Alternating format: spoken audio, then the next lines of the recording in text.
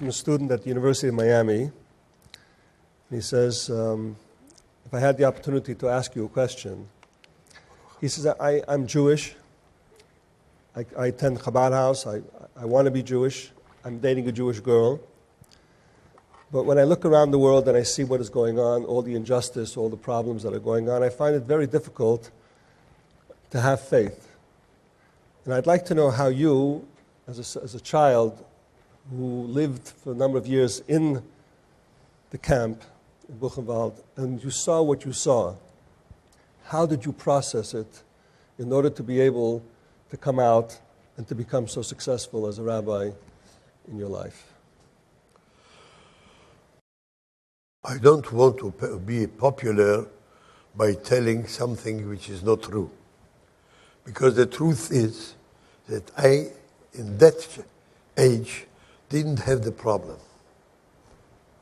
I don't want to disappoint the one who questions. I didn't have the problem. War broke out, I was 2 years and 3 months. When World War II came to an end, I was less than 8 years old.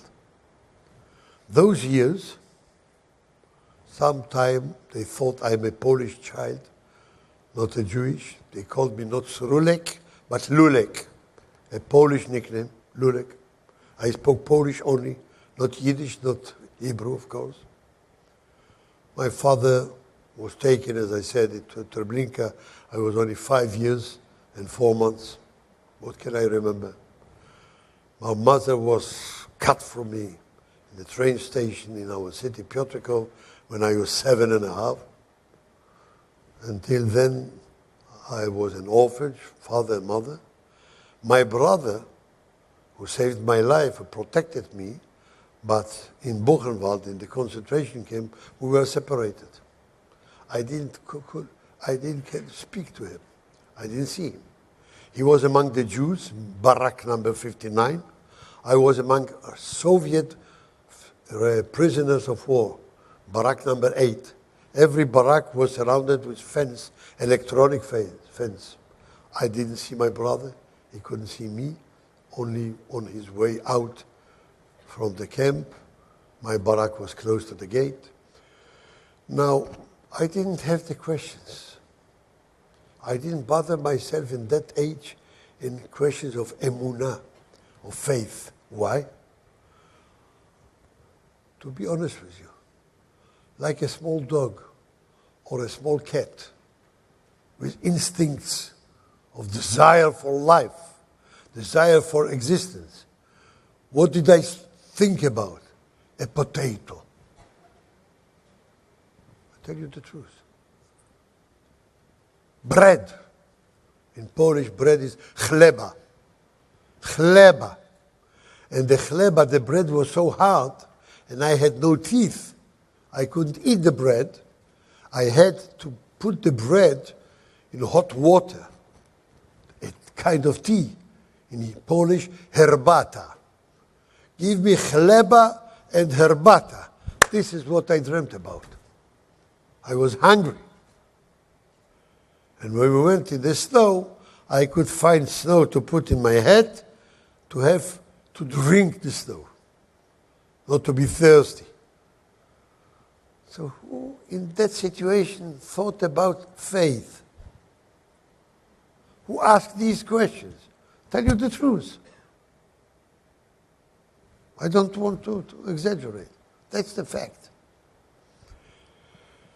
When I grew up, after the liberation, I was after 8 years old and all, I was lucky. My brother kept the last will of our father.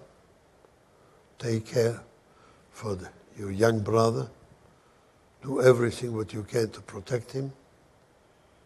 And do all the efforts through him to continue our chain. That it will be unbroken chain. I, said my father, am the 37th generation of rabbanim, of rabbis in our dynasty. 37 generations. Over 1,000 years throughout Europe, not only Poland. I don't want to give them the victory in their hands, to our enemies, to the Nazis. They will not break us, and they will not break the unbroken chain. You are in an age, he was 16 at that time, that you cannot fulfill the same line of rabbis, but he's only 5 years old. If a miracle will happen and you will survive, he can start from the very beginning. And I started in the age of 8 to learn A, B, C, and to say Kaddish without understanding one word what I'm saying. Is Gadal vis Kadash Meirab. In that age, I almost didn't ask questions because it was very naturally that I am continuing the unbroken chain. I came to Eretz Israel in the age of 8. I was taken from the dormitory to the home of my uncle and aunt. My uncle, my father's brother-in-law, was a rabbi. In Poland, he was the rabbi of the very famous city Katowice. Agudat Israel was born in Katowice. The Zionist movement was born in Katowice before the first Congress in Basel. And he was the chief rabbi of the... He escaped from Poland in 1940 and came to Eretz Israel. And he didn't have a son, only one daughter. Till my bar mitzvah, 5 years, from 8 to 13, I was in a home of a rabbi. He was like my father. And this was very spontaneous that I'm following the footsteps of my father. In the age of 13, I went to Yerushalayim to learn in a yeshiva by Rabbi Shlomo Zalman Auerbach. They knew about my father, even they didn't know him personally. Shlomo Zalman was born in Yerushalayim. He said, I have heard a lot about your father, a very great rabbi in Poland and before Poland. I don't have to tell you that I am proud to prepare you to continue the chain. So I personally was so lucky that these issues of, do you believe in God? Don't you have questions? And if you have questions, do you have the answers? I was lucky that I didn't have it. But not in a personal point of view. In a general point of view, I want to say to this one who asked the question, there is a difference between understand and believe. It's not the same verb, it's not the same meaning. To faith, you have to believe. Believe is more in your heart than in your brain. To learn mathematics is not to believe, but to understand. For instance, if a teacher, there is a teacher here in the room, I see her. If a teacher will come in class B and say to the students, children, now we will learn mathematics. 3 times 2 is 6. Repeat. And she also writes it on the blackboard with chalk. Our times was white chalk with a green blackboard. 3 numbers times 2 is 6.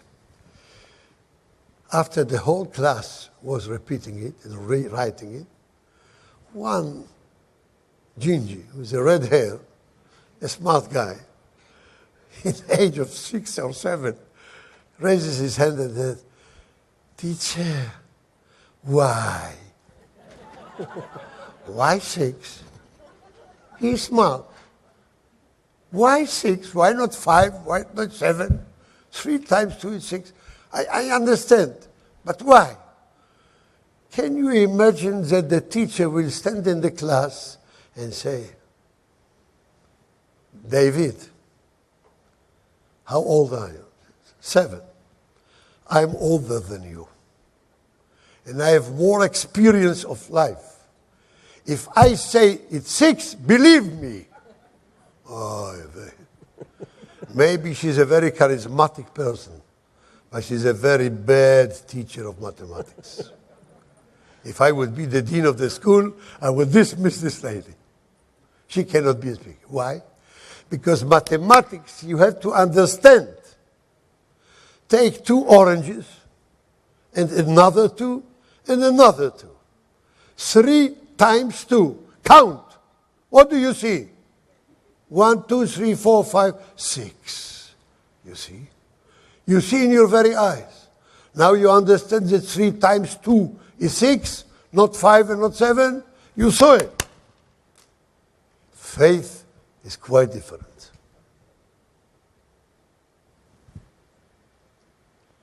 You cannot use the verb of tavin, understand, speaking about faith. It has to come from your own free will. Like when I open the eyes in the morning and I say, Modeh ani lefanecha, thank you, Ribono shel Olam, giving me back my soul. I have to ask myself, how did I deserve these 2 eyes? Where did I buy them? In a grocery? In the supermarket? Not even in the pharmacy. It's given to me. Given to me. Free. No pain. No sufferings. And no money. Giving to me 2 eyes. By whom? Who gave it to me? I stand up on my 2 legs. I have 2 legs. And I can walk. I can even run. I can even win the marathon. 42 kilometers. By 2 legs. Who gave me these 2 legs? Did I buy them? Did I create them? Matana, a gift. From whom?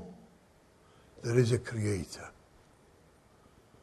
Who have created the sun, and the moon, and the stars, and the sea, and the earth, and the trees, and everything. Baruch atah Hashem. Thank you, Lord Almighty, Master of the universe. Now I believe in you. It's not 3 times 2. It's not chalk on a blackboard. It's something you see in your life and you feel it. You live in it. This is emunah. This is faith. If you like that video, hit the subscribe button and notification bell below for hours of the best Jewish content online.